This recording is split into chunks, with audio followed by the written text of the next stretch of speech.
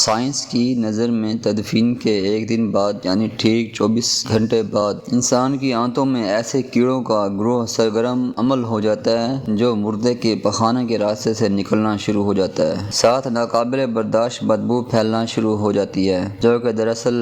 اپنے ہم پیشہ کیڑوں کو دعوت دیتے ہیں۔ یہ اعلان ہوتے ہی بچھو اور تمام کیڑے مکوڑے انسان کے جسم کی طرف حرکت کرنا شروع کر دیتے ہیں اور انسان کا گوشت کھانا شروع کر دیتے ہیں۔ تدفین کے 3 دن بعد سب سے پہلے ناک کی حالت تبدیل ہونا شروع ہو جاتی ہے، 6 دن بعد ناخن گرنا شروع ہو جاتے ہیں، 9 دن کے بعد بال گرنا شروع ہو جاتے ہیں، انسان کے جسم پر کوئی بال نہیں رہتا اور پیٹ پھولنا شروع ہو جاتا ہے، 17 دن کے بعد پیٹ پھٹ جاتا ہے اور دیگر اجزاء باہر آنا شروع ہو جاتے ہیں، 60 دن بعد مردے کے جسم سے سارا گوشت ختم ہو جاتا ہے، انسان کے جسم پر بوٹی کا ایک ٹکڑا باقی نہیں رہتا، 90 دن بعد تمام ہڈیاں ایک دوسرے سے جدا ہونا شروع ہو جاتی ہیں، 1 سال بعد ہڈیاں بوسیدہ ہو جاتی ہیں اور بالآخر جب انسان کو دفنایا گیا تھا اس کا وجود ختم ہو جاتا ہے۔ تو میرے دوستو، غرور، تکبر، حرص، لالچ، گھمنڈ، دشمنی، حسد، بغض، جلن، عزت، وقار، نام، عہدہ، بادشاہی، یہ سب کہاں جاتا ہے؟ سب کچھ خاک میں مل جاتا ہے۔ انسان کی حیثیت ہی کیا ہے؟ مٹی سے بنا ہے، مٹی میں دفن ہو کر مٹی ہو جاتا ہے۔ 5 یا 6 فٹ کا انسان قبر میں جا کر بے نام و نشاں ہو جاتا ہے۔ دنیا میں اکڑ کر چلنے والا، اپنے آپ کو طاقتور سمجھنے والا، دوسروں کو حقیر سمجھنے والا، دنیا پر حکومت کرنے والا، قبر میں آتے ہی اس کی حیثیت صرف مٹی رہ جاتی ہے۔ لہذا انسان کو اپنی ابدی اور ہمیشہ کی زندگی کو خوبصورت اور پرسکون بنانے کے لیے ہر لمحہ فکر کرنی چاہیے، اللہ کو یاد کرنا چاہیے، ہر نیک عمل اور عبادت میں اخلاص پیدا کرنا چاہیے اور خاتمہ بالخیر کی دعا کرنی چاہیے۔ اللہ تعالیٰ مجھے اور آپ سب کو عمل کی توفیق عطا فرمائے اور ہمارا خاتمہ ایمان پر کرے